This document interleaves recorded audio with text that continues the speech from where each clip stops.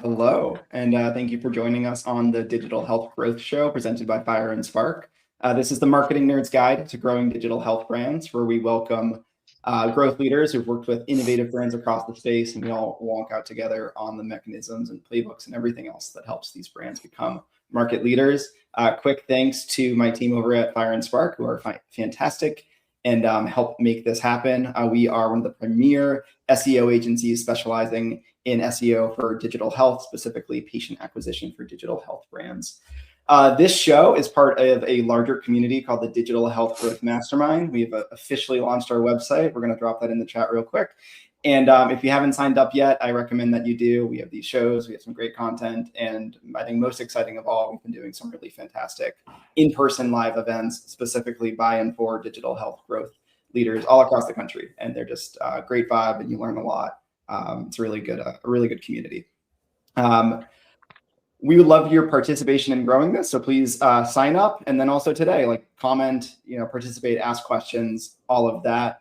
If you don't mind at the moment, comment who you're with, what brand you're with. We have some really great brands that signed up for this, and where you're from would be fantastic. Really quick, some intros, and then we're going to get into the meat of it. I am Noah Goldfarb. I help run Fire&Spark, where I lead organic growth strategy for those innovative brands that are transforming healthcare, like Bicycle Health, Alara Health, and Hinge Health. And Chris Turretson, over to you. Hey there, I'm Chris Turretson. I'm the founder of Single Aim, and I'm also the co-host of this show. But I've been working in the virtual care industry for about 10 years. Most of my time was at Virta and Bicycle Health, and also advising dozens of other digital health companies. Fantastic. With us today, I'm particularly excited about today because it's a bit of a deviation from what we've done so far. So far with this show, a lot of it has been about going deep, like getting very specific on one particular subject within the world of digital health growth. The idea for this one is we're kind of going broad. I think that one of the favorite parts of my job working at an agency is I get to see so much of what's going on across different brands. I get to see what works and what doesn't work, particularly in my area of expertise, which is SEO. And we're bringing on a couple of other agency folks and freelancers who are fantastic about with regards to their specific area of expertise. Today, that's going to be PR and organic social. With Claire Schillings, who runs a PR and content consultancy, November West Communications, working with healthcare startups in cancer care, PTSD, and rare diseases. And then Chris Madden, who is the founder of Matchnote, co-founder of Matchnote, a performance marketing agency specializing in paid media for digital health brands. Thank you so much, Claire and Chris, for being here. Thanks for having us. Awesome. Fantastic. Chris Turretson, you want to get us going? Yes, I can. So yeah, as Noah mentioned, we wanted to do something kind of across the board, kind of cover all the primary channels that are used for digital health growth. So we're going to do we're going to do that. So we got a person who's basically a pro in this channel. These three people, so Noah, Claire, and Chris, have worked across over 50 digital health companies, some of the top names that you've heard of. They've seen what works, what doesn't, what founders and marketers get wrong, and importantly, what they get wrong at different points of the process. So when you're starting out and when you're scaling. So I think they can bring really important context and the key answers. So how much should you spend? How do you know if you're doing it right or wrong? So we're going to go channel by channel. So first with PR and organic social with Claire, secondly performance with Chris Madden, and then lastly SEO with Noah, and talk about those topics. And the goal for today is really to leave and walk away. I mean, I think a lot of you probably are already working in these channels. Maybe you've done something, maybe you're not sure if it's up to par. But the goal is you walk away to think if I'm on the right track or if I need to change something. All right, so let's get into it. So we're going to kick off with Claire and PR and organic social. And Claire, I think this is a topic that I think it's probably maybe potentially the most confusing of these three, in the sense that we were talking, it's less measurable, it's kind of less understood, there can be hits, there can be misses. So before we get into specifics, maybe you can just help us understand what PR and organic social do for a digital health company, and think about it in the context of getting started and also scaling. Yeah, absolutely. So I think when done right, PR and social, or what I would call comms, kind of under an umbrella, it can really help shape the perception of your brand, kind of establish what that external perception looks like. As you mentioned, Chris, it's not a perfect science. I consider it more of a relationship with your public audiences. So it can educate, it can inform, lead, and kind of prove value to whomever in your community that you need to engage, whether that's future customers, partners, investors, even prospective employees, even influencers and culture carriers in the industry. You can clarify kind of who you are and why it matters. But I think something that people might miss is just, you really have to have something to say. The days of PR just for existing or pumping out content just for the sake of it are, I think, really over in my book. I think the media landscape has made that pretty clear. So it's really about, what message does your audience need to hear and what kind of value can you bring them? And it can make every other channel work a lot better when you have those fundamentals in place. Yeah, I think that message is like the reason PR is sometimes seen as either more optional, or I think you've mentioned like people can do it themselves, Mm-hmm. because it's harder to measure, it's harder to understand if you're doing it right, if you're doing it wrong. I Mm-hmm. guess maybe let's go into some specifics here. So let's say I'm a small startup in digital health. I'm serving patients. I'm getting, let's say I have a seed round. I have some money. Like, what would your recommendation be in terms of like how much investment they should be making, and who should be doing that investment? Yeah, I work with a lot of companies exactly in that space. And I think, it kind of depends on what you're looking to get out of it. If you're trying to drive patient growth or, maybe payer partnerships, what have you. I think PR can be used for all of the above, but the strategy is obviously going to change based on that. But I think you know, it is realistic to spend anywhere from 4 or 5K to a more kind of strategic setup around 10K. But for seed and pre-series A specifically, I think the program really needs to focus on the building blocks. So messaging, differentiation, customer storytelling, building an audience on social, building some credibility for your leaders and your leadership team. All of that is very possible in the 5K range. And then, once you get a bit higher level and you have some of those building blocks in place, pricing can increase a little bit. But I think it's more about allocating resources and strategy correctly. And so, maybe you're speaking to media more regularly, you're, placing customer stories in trade publications, you have some more milestones to share, like funding or a new partner or something like that. You want to go beyond just introductory education to 2.0 level. I think at 5K a month, you're buying consistency in some of that foundational clarity. And then at, 10 or 15K a month, as you grow and as you reach, series A, B, C, whatever, you're buying more of that momentum and volume. So there's multiple storylines, there's a cadence of media, there's real meaningful amplification going on. Okay, so just to clarify, you're saying a company starting out in the seed stage, a 5K a month budget, you think as long as your person working on it is good, that's going to get you as much as you need. Yeah, And that, generally okay, speaking, yes. okay, cool. 'Cause I I think think people can sometimes think they need to spend a lot more. Yeah, I think so too. But I think realistically early on, you're not going to be firing off 25 different storyline pitches a day. You kind of have to figure out exactly what you need to say first and build up some of that credibility and trust in those metrics so that you have something when you go out. Okay. Okay. And then so many questions here. So I think the big question here is, how do you know it's working? So I've paid someone like you. I think I've been in this seat before. You're paying the 5K a month and you're like, okay, they're doing things, and like there's some hits a little bit here and there, but it's Yeah. not really turning into patient volume. Like, how do I know if it's actually working? Like, Yeah. I mean, it's a good question, and there's some squishiness to the question, and then there's obviously some quantitativeness to the question. I have moments with clients where it does feel like it clicks and you can feel it. And when you don't feel it, you know that it's not working necessarily, or it's not working at that level. I felt it with Bicycle Health, which, we worked on together, Chris. I felt it with Equip. I felt it with One Medical, where things are just kind of firing.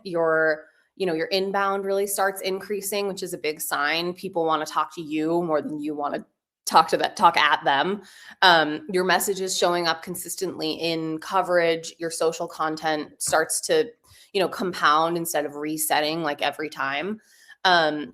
It's sort of this like just kind of a feeling, but obviously that's not something that I can build a program on all the time necessarily. So, I think quantitatively, of course, like measurement is important. The things that I would measure, especially early on, would be, of course, press coverage volume, but any conversions from coverage if possible. So for instance, a client of mine recently they have a celebrity investor and she went on a lifestyle podcast that had really nothing to do with, them, but she talked about her personal, health journey and mentioned my client, and they received like a huge uptick in patient inquiries. So kind of understanding like where those growth channels are when it comes to PR can be really helpful.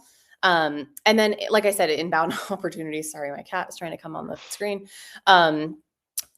A founder of the agency that I kind of came up at, Launch Squad, always used to say that like the measure and ultimate goal of a successful program with press is more inbound than outbound. So you want to get to the point where people are coming to you and asking for your opinion on things rather than you having to, like I said earlier, talk at them. Share of voice is important if your industry is large enough or you have a lot of competitors. Message pull through and coverage. So our reporters understanding like what you do is how you describe yourself, making it into press. Thought leadership, volume. So, are you going to conferences? Are you able to speak? I recently sent a founder to the Vive conference and he met a really high profile podcast host that we're now booking a podcast with. So, there's kind of a compounding effect to some of this stuff too. And then of course, social growth I think is important. But also what kinds of posts get more engagement, all of that kind of thing. Okay. Yeah, that'll make sense. Can I ask, yeah. is there like a short version of like, why do you think that the perception is that you need to spend so much more than that, even at an early stage? Probably the same for you guys in that like it costs money to run a business. Mhm.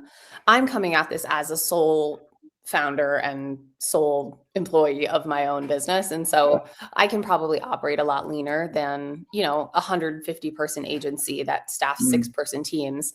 I think though there's a time and place for that. If you're a Series C company and your focus is volume and reach, like that's a really great program. And if you're going to spend $15K to, double your inquiries or something, like that's actually really good money spent. But yeah, I think like, prices can get a little inflated. I think like, especially in the tech industry, everything gets a little inflated. So it all just kind of slowly rises. But that's why like, knowing the difference between a freelancer and an agency and bringing someone in-house, when you're ready to do that and the various costs associated with that can be really helpful. Because there are a lot of options if you're, earlier on and you're like, I can't spend $20K a month. Yeah, makes sense. Yeah. Okay. Yeah, I think we can talk about the choice between kind of going like an individual contractor versus a firm. Maybe we can talk about that at the end with everybody, because I think that's like a kind of universal question. Anyone else have any questions for Claire? Maybe move on to performance.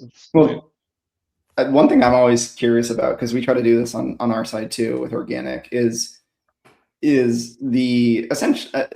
What are the things that you might hear when you're doing a call with a potential client that would suggest that this is something that actually no, I'll ask the other person. What's something that like gives you pause when you're talking to a potential client that it would actually get the results that they're looking for?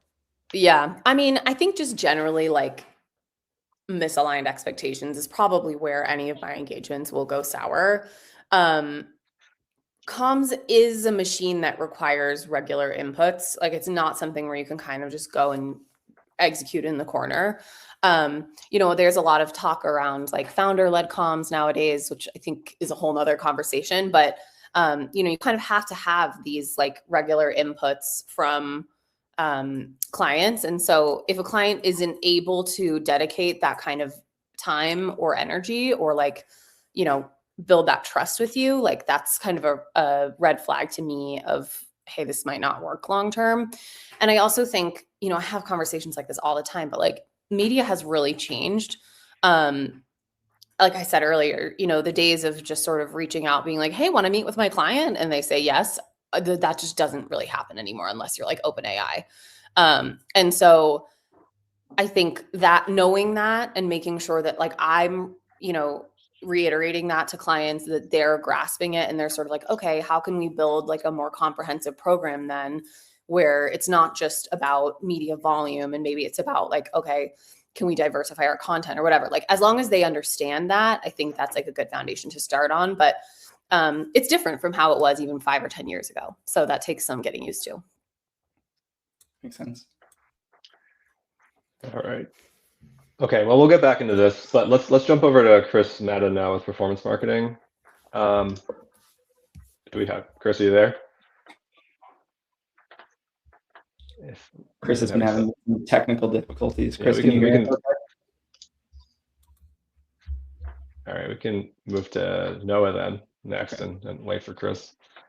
All right, so we're kind of moving up the chain, I think, of like hardest to measure and hardest to understand. Probably performance is the easiest to understand, I guess, at least from a measurement stance. But Noah, with SEO, I'm pretty deeply familiar with this topic, and I know you talk to clients all the time. And I think some of that is there's like a, should I invest in this? How much should I invest in this? Because there's this kind of natural lag time to SEO, any sort of content investment. So yeah, maybe you could just first describe like the job like that you do as an SEO person for again, in the context of like a seed stage digital health, and then thinking as a more scaling, series A, B, C digital health.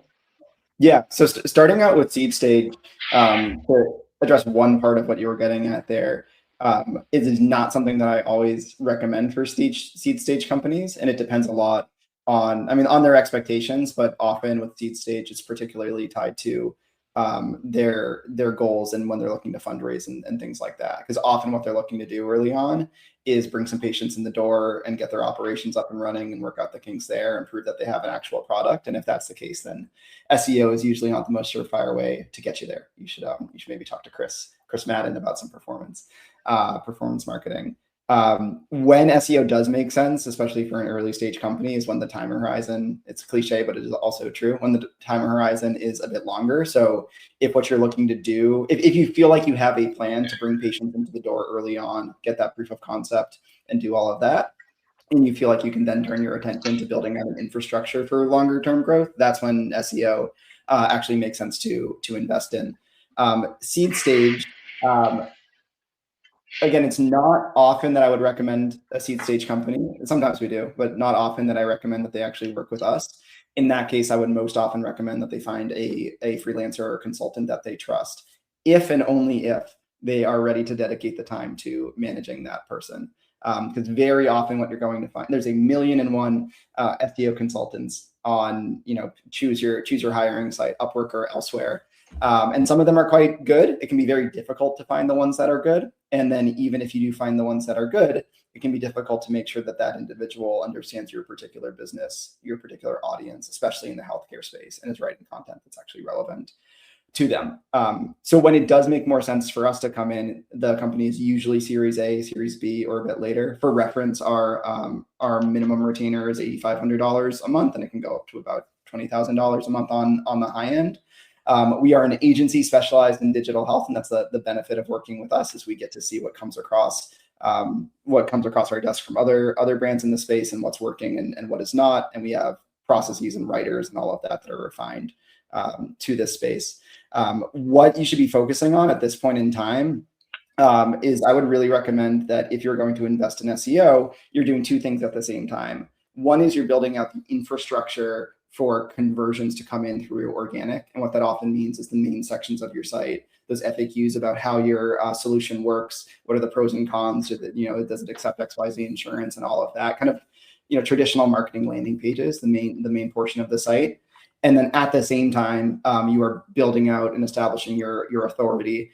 Very often in our work, that means on-site content and building out some high-quality content that goes beyond what what LLMs are now answering. And often it also means working with someone like Claire so that when Google or when LLMs go out and look at what's being said about your brand, there's stuff to actually justify the fact that the idea that they should rank you or cite you when providing an answer to a searcher. So long story short on all of that is usually early on it's about content production, but it needs to be a mix of kind of money pages and the infrastructure there, as well as building out that authority, often which requires some offsite investment as well. So you said that, so this is an interesting framework. If you're basically still finding product market fit, it makes sense that SEO may be premature because you don't actually know if your operations are going to work or your treatment's going to work or whatever. But as soon as you feel like you have that proven out, I think that's where the question is sort of the when. Because, I mean, from what I've seen, everyone that starts SEO later regrets it. Your thoughts on that? I bet it's also so easy to put off because you're not going to get any return next month or the month following. Yeah. I mean, in a way, it's almost a lose-lose. It's one of these situations where there's reasons to regret it either way, depending on where your expectations are. So plenty of people regret investing in SEO too early because they don't actually need at that moment, although they would want it, they don't need the long-term pipeline of hopefully more profitable patient acquisition. What they need is some patients in the door to just, to keep their business afloat, to justify that next fundraise or whatever it is. So there's plenty of regret that happen on that side as well. So I really think it's like the middle ground there where you feel like you have your feet under you. You could go out and get patients in the next month if you needed to through performance or some other channel. And then if that's the case, and if you're able to turn your attention to the longer term, then yes, starting sooner rather than later is almost always a good thing. And I mean, there's ways to start out. I was having a conversation with a brand that had just raised their Series A about a month ago. And his question for me was like, we were excited about the idea of working together, but he was saying like, what's the downside if, I spend the next 6 months finding a good writer? This was a fairly sophisticated person when it comes to SEO. Why don't I just find a good writer and manage them closely and build out some content? And then, maybe in 6 months or a year, we invest more seriously and we'll have the benefit of having that groundwork laid for us. And I wasn't able to argue with that. Like, I think that's probably a great idea in that situation. Yeah. I do find that oftentimes like the founder is the best person to be doing SEO. It's just quite simply a matter of time, and if that's the right way to be spending your time. So my audio works, everybody. Sorry to interrupt. Sorry for all the technical issues.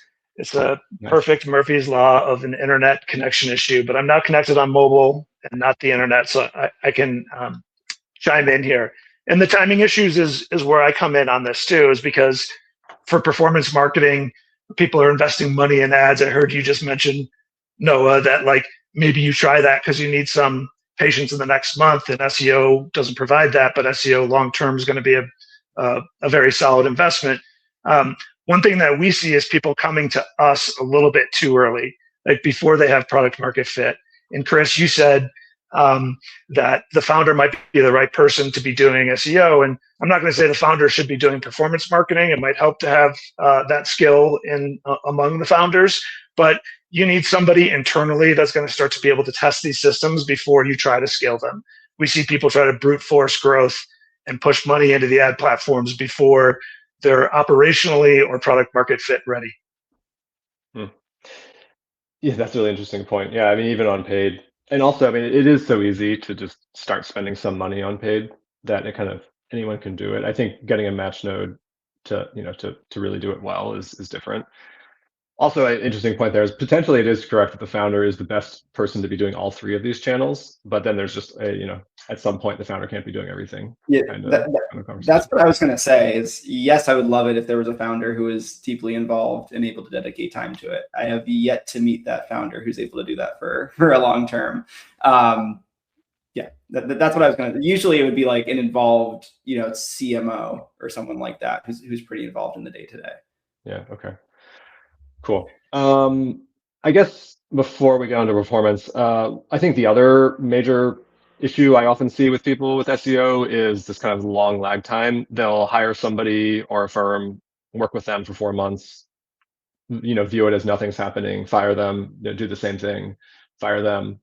How do you like know it's working, even in the sort of absence of like immediate return?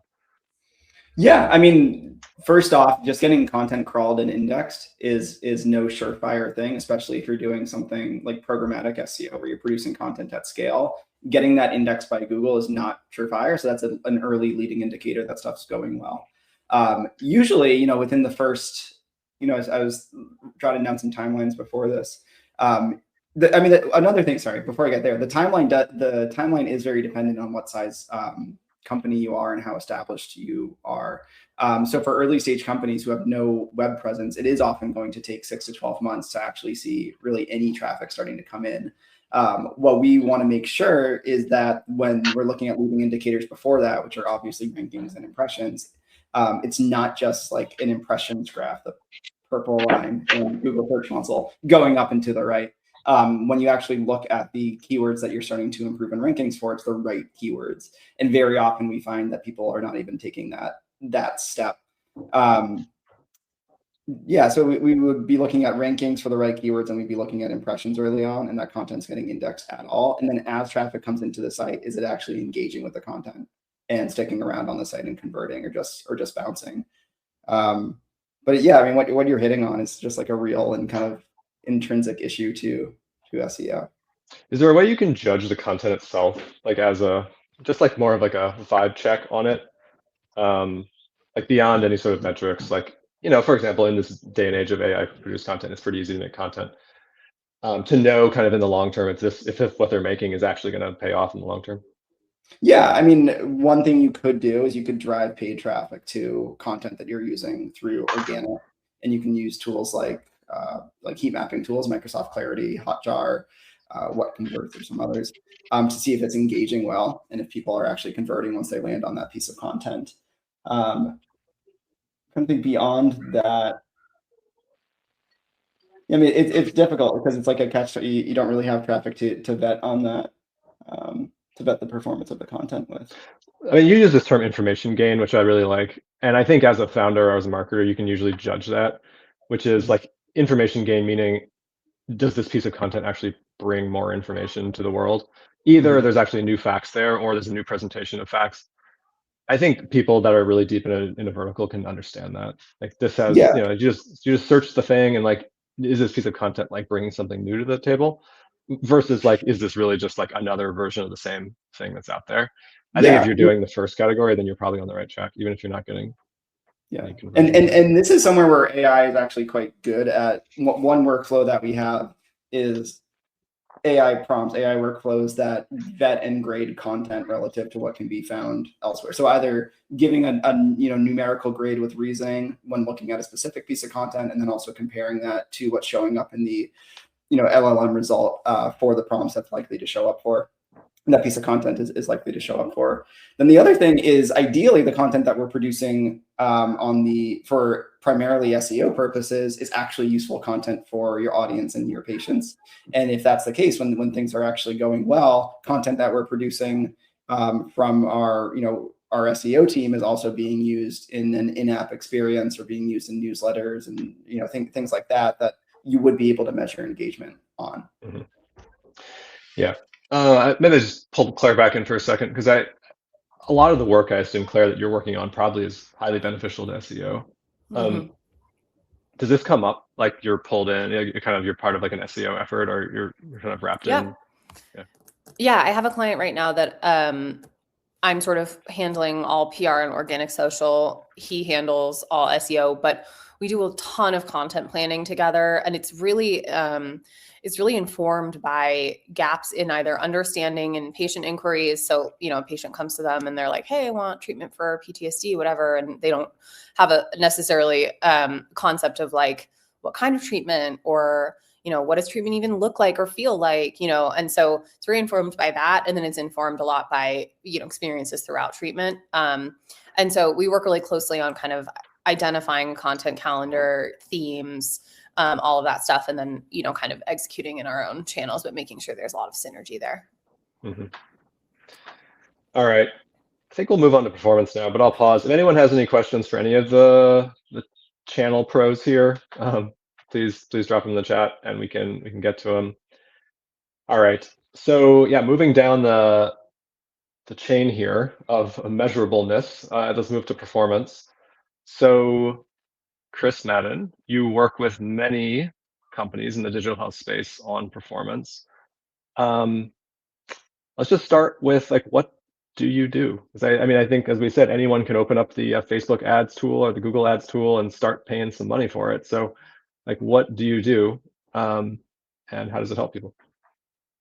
Yeah, anybody sure can turn on the Google machine and the Facebook machine and put some money in and turn some ads on.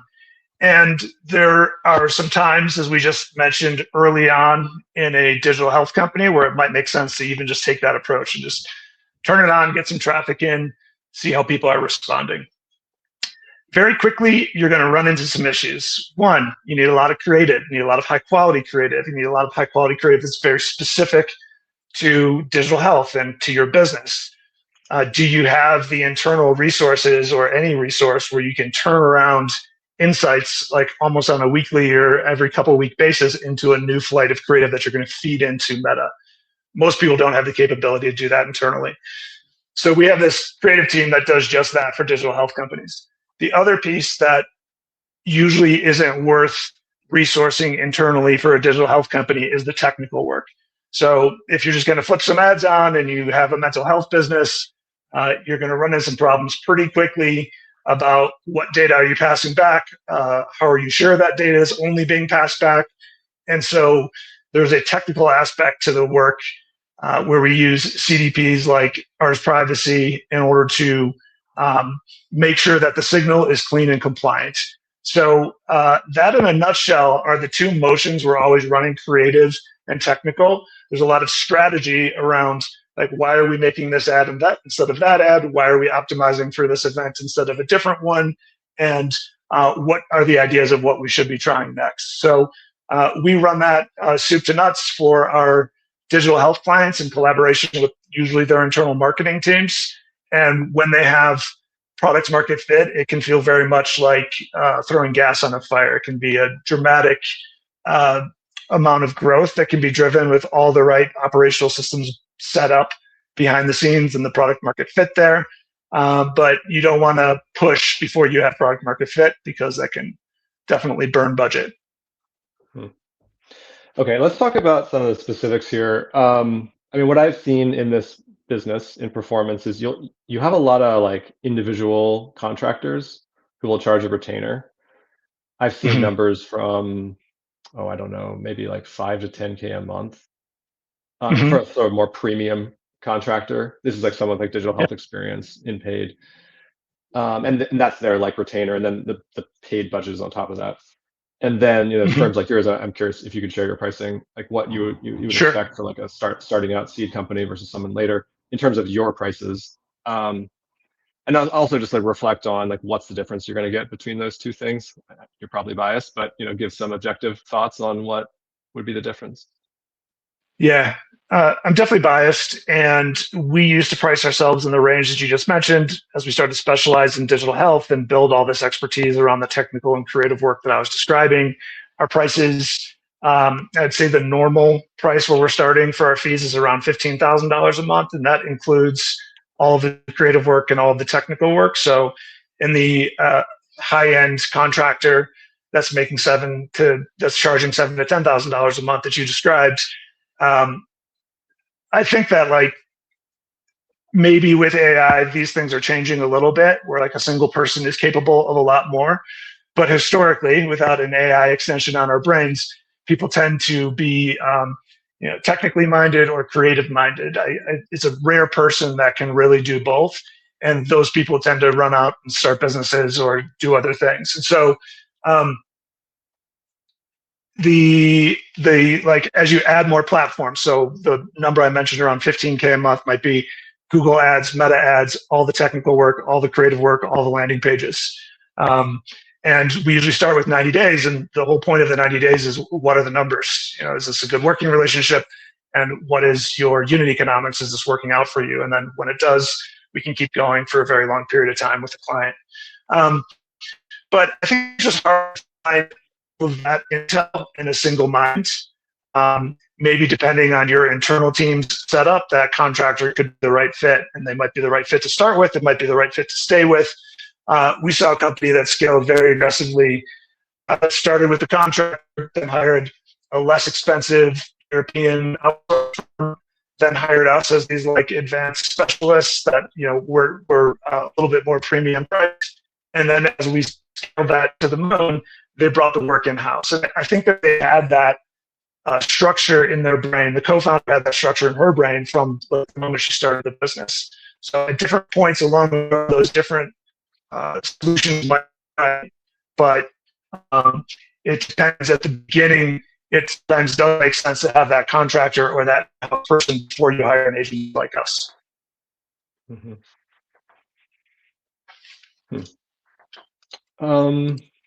That's interesting. So it sounds like the options here are like individual, and probably you can get very, very cheap individuals for like below 5K. The question is, what are you going to get out of that? And then the more premium individuals for like 5 to 10, and those are people who probably worked in the industry before, have more of a track record. And then like an agency like yours starting around 15.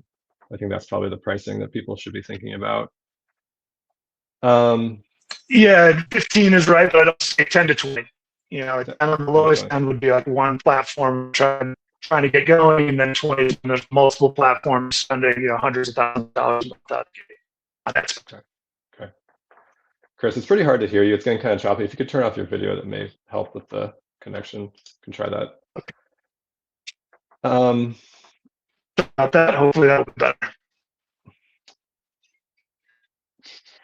So is performance like kind of it works or it doesn't work situation? Like, how do you know, like how long does it take, would you say, with working on paid to sort of know if it's working?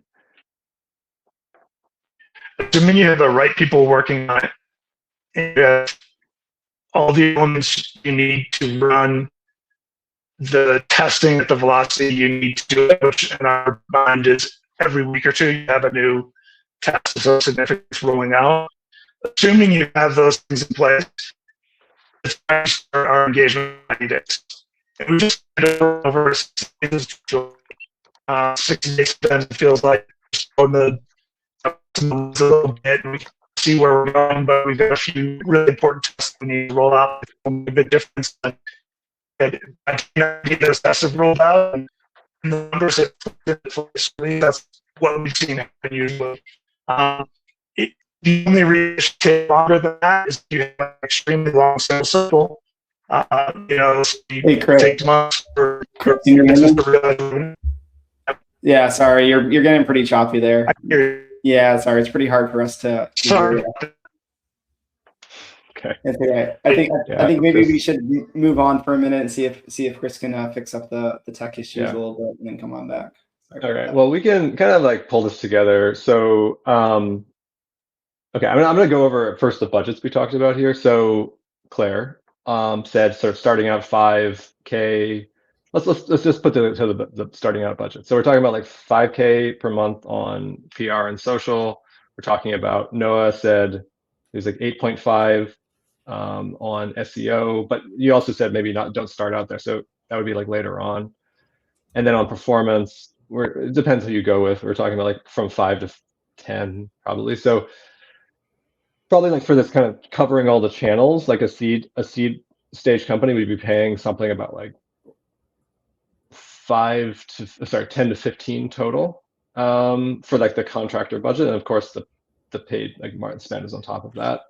Does that seem about right from what all you have seen? Like kind of, does that seem like the right setup? And then as you move further, it's kind of moving, each channel is moving more into the kind of like 10 to 20K zone. So you're moving to maybe more like a 30K, 40, 50 total budget per month. Does that sound about right?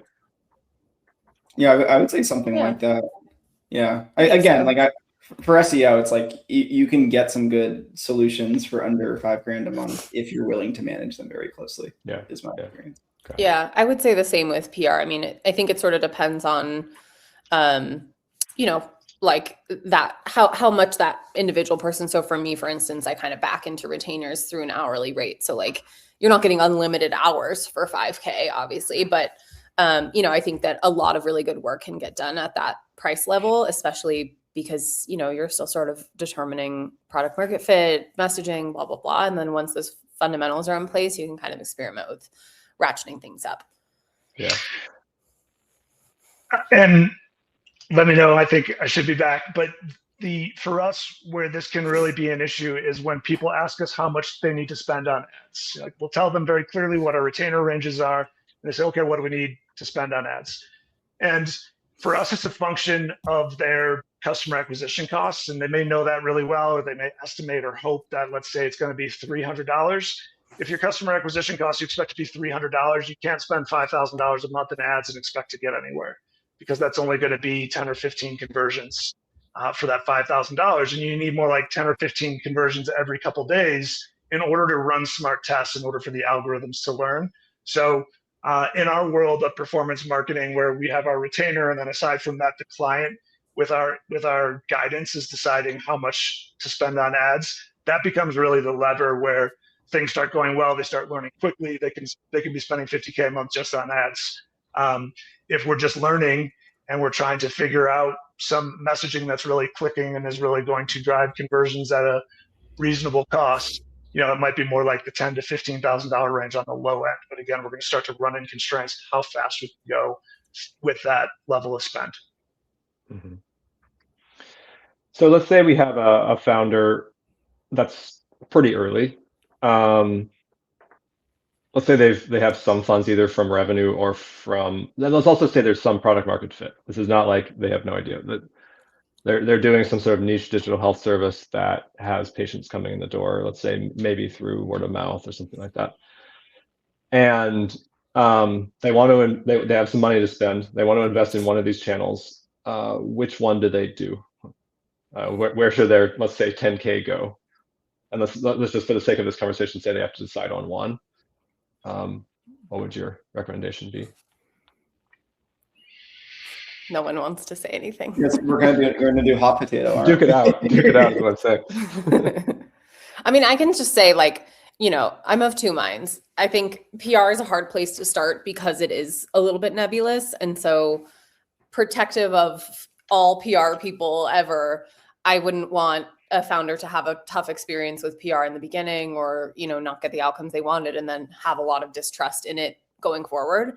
But I think you can't really do performance or SEO without a clear message, without people understanding what you do, why it matters, and without some of that, content and context out there for LLMs to be grabbing. So in that respect, sometimes I think it does make sense to start with, comms. Yeah, to the degree that comms are helping clarify for the business where their opportunity is, who they're helping, and why, and how that connects to like their operations and how they're delivering the care. That is always important. Like, our work should never start until all that is in place, at least like strong hypotheses that are ready to be tested. But where like people jump sometimes wisely and sometimes a little too soon into performance marketing early, I think it's partially because it is, in my opinion, the best place to get quick testing done. Very often, a prospect who's early on, maybe just raised Series A, they have a sense that there's like maybe 2 or 3 themes that might be moving the market towards them, and themes A, B, and C. And it could be as simple as price and convenience and access might be their 3 themes. And those aren't them, but we're trying to pull those themes out of a prospect when we start talking to them, because we're immediately going to start building tests to say, theme A, we tried 4 different ways and it's got a $500 CPA, and theme C that we didn't think would win has a $250 CPA. So those sorts of stories, and it doesn't always work that cleanly for all sorts of reasons, but those types of stories are why people go to paid early, because you can get faster insights, debatable in the context of all the other channels, how much you would lean on those insights. But I think that's part of the reason why people jump into paid pretty early. It's interesting. It's kind of like, how much confidence do you have in your message, in your marketing? I mean, if you're highly confident, then it seems like you should scale with paid, but also not get addicted to it, and do these other channels also, because these are like the long-term investments. Yeah, by the time you're scaling paid, that means that a lot of other things are working. And by the time you're scaling paid, you should have many other channels that are progressing alongside it. Yeah. So paid has kind of dual purpose. One is like quick learning in the beginning, and then the other is scaling up. But that usually goes with other parts working, like having a strong message, having strong branding, having strong organic, so people can find you otherwise. So there's kind of like, it's almost like the answer is twofold. One is maybe there's this kind of small investment in the beginning in paid to kind of figure stuff out. And then there's this like scaling investment, which is very different. Yes. Okay. I guess lightning round. In your specific area, or just growth generally, what's like a big mistake you see people, like what was something you would tell them to stop doing that you see people often doing? So I'll just go one by one here. Let's start with we can start with Noah. Like what's a big mistake and you tell people to stop doing in your world? Yeah, I mean, most often nowadays it's still just over reliance on blog content. It's like not, sorry, I'm blurry now. Not a very attractive thing to say. It's not very exciting, but so much. The most common mistake we see by far is relying specifically on blog content, going for high traffic keywords that don't have any real meaningful intent behind them, and then just not seeing it actually generate any business growth. Okay. Claire, what's the one thing you tell people to stop doing? I would say stop expecting PR to compensate for a story that you haven't worked out yet. If your positioning isn't differentiated, or you kind of don't know your audience well enough, no amount of media outreach is going to fix that. I also think not having a crisis plan in place is bad. And I see that a lot. And you would be surprised at how quickly these things can come up. And also just founders and leaders getting further from comms. I think they think that, the further on you can kind of like let it go. It's a well-oiled machine, but you really need that input. That was 3. Sorry. All right. I know we said one. Stop doing a lot of things. Yeah. Okay. And then Chris, Madden, what's the thing they should stop doing? I love Claire's answer of figure out your positioning first, who you're for, and that's working. You shouldn't do any marketing at all until you've done that. Like I wouldn't talk about investing in any of these channels until you know like who you're for and why, and you have a really good hypothesis that's ready to be tested at least around your messaging. So I'm doubling down on that one. But in our world, more in the performance marketing space, people spread themselves too thin. Everybody has a certain budget to start with, no matter how big or small it is. And there's just this real impulse to be like, "Ooh, but can we do this other thing too? We do this other thing too." Like, I know we need to do Google and Meta, but I really want to do TikTok and let's say Reddit right out of the gate. And then within those campaigns, like we're maybe a little short on the budget to cover those 4 channels. And then within Meta, they're like, "Oh, can we also do a provider campaign in here? And can we add this other thing that we've been interested in trying?" Now all of a sudden we're testing 9 things with a budget that we should be testing 2 things with. So it's just a lack of focus. I think that's a good one. I'm going to steal that one.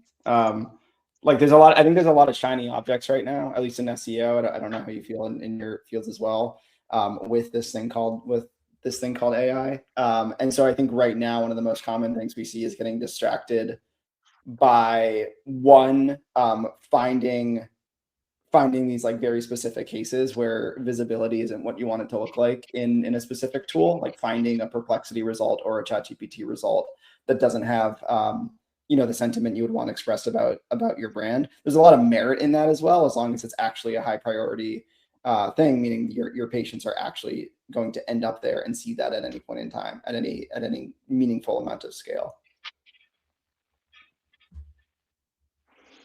All right. Well, we can start closing out. And again, if there's any questions from the audience, please drop them in. We will pull them up. Where we like to usually end here is kind of going around and just talking about what we learned. And I think we all learned from each other today, because these are topics that covered a lot of ground that we're not all pros on. I'll start out. I think I guess there were some surprises in here. I guess maybe I just expected all of you to say like everyone should be investing in my channel, at the beginning and further on. But I actually appreciate the fact that, like for example, in paid, maybe you can do it yourself in the beginning. Like it's interesting is that you don't have to be hiring a consultant. In SEO, maybe you don't actually do it for a while until you're a little bit further along. And in PR, yeah, it's I guess probably similar. Like maybe you don't start immediately, but maybe there's a time in which you should. I think it's just like you need kind of like introspect on your company and see what the weaknesses are. And I think a lot of founders will come in like hearing all these words and just thinking they have to do everything instead of checking the boxes. So I appreciate bringing that sophistication to the conversation. Anyone next share their learning? Sure.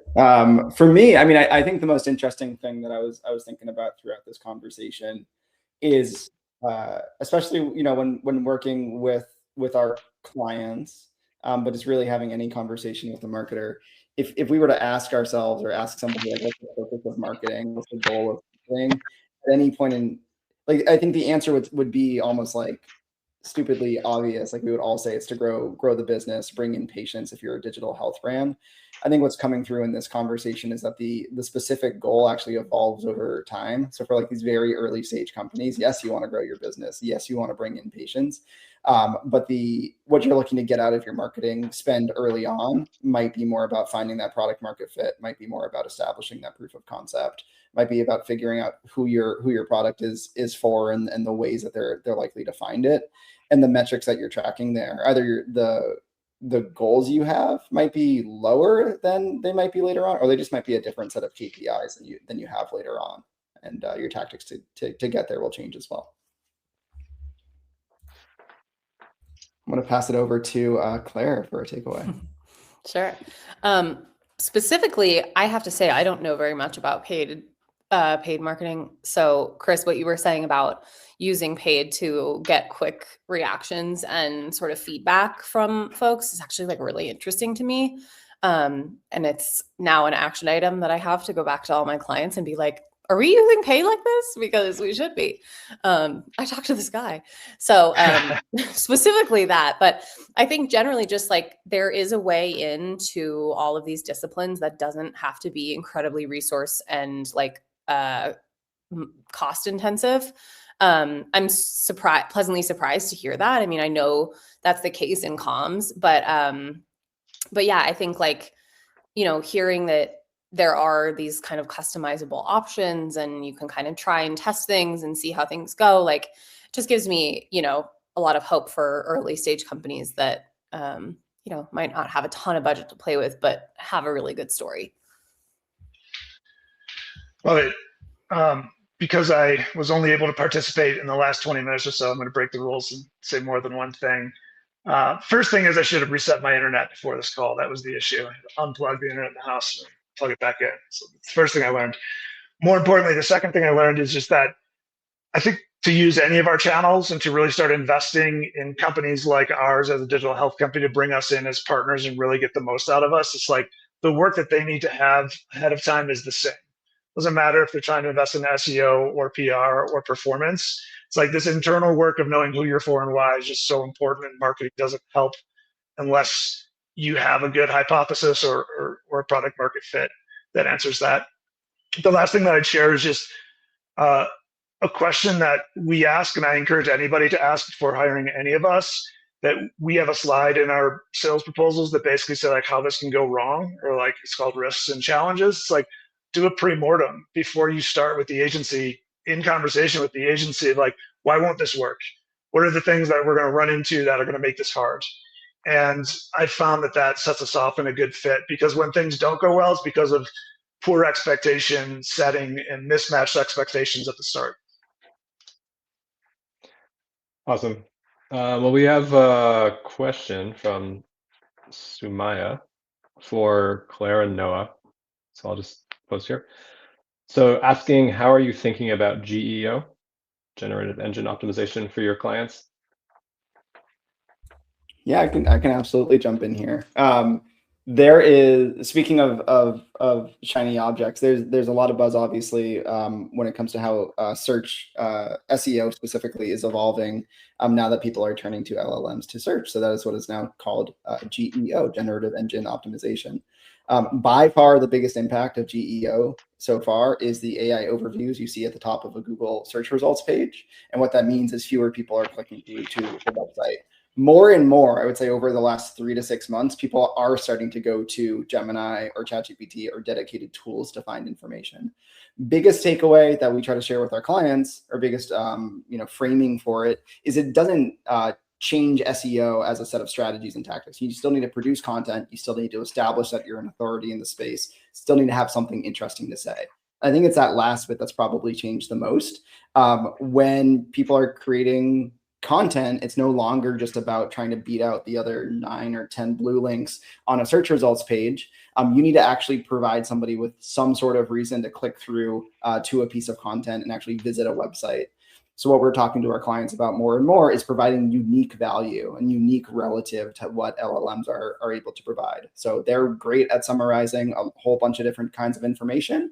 Sometimes, if the right way to address a question or a keyword would be to summarize the information yourself, it might just not be a super high value term to go after, because you're not likely to get too much visibility out of it. But if there is the opportunity to provide something of unique value that would encourage someone to come through to a site, be that unique data, graphics, interactive assets, or just a really stellar piece that goes above and beyond what ChatGPT spits out and actually helps someone understand a decision about their care or about their health, that is when we would want to invest in it more in a more targeted way. So it doesn't change the game all that much, other than we're looking at different sources of how patients are finding you and understanding the kind of evolving patient journey and where they find you. Claire, I don't know if you had anything else to add. Yeah, I mean, this is definitely more your area than mine, but it's a really interesting time, I think, in PR and comms, because these channels that I feel like were sort of undervalued for a really long time are now becoming really highly valued. So, things like press releases, where for years all I heard was like, press releases don't do anything, blah, blah, blah. Now, like, it's actually a really good opportunity to, get some of that important context out there. Things like Reddit, having a strategy on Reddit is like super important now. And I think, trade publications, things that, maybe would be a little bit more less valued than, let's say, a New York Times story, something like that can actually really be beneficial for a GEO strategy. So, it's kind of illuminating these channels that I feel like have been undervalued for a long time. And again, like Noah said, it's not changing the strategy, but it's sort of maybe we take our foot off the gas of some channels and put our foot on the gas for other ones. Fantastic. We are at time. Chris Turson, did you have anything else you wanted to share before we wrap up? No, I think we covered everything I wanted to cover. Okay, fantastic. Thank you again, everybody, for attending. Thank you for that great question at the end there. Encourage you to follow up with Chris and Claire, who are just absolute fantastic experts at what they do. And thank you so much, Chris and Claire, for joining us today. Thank you, guys. This was great. Thanks for having me. Thanks for the time. Nice to chat with you all. Right. We will talk soon. Thank you, everybody. Have a good one. Bye, everybody. Bye.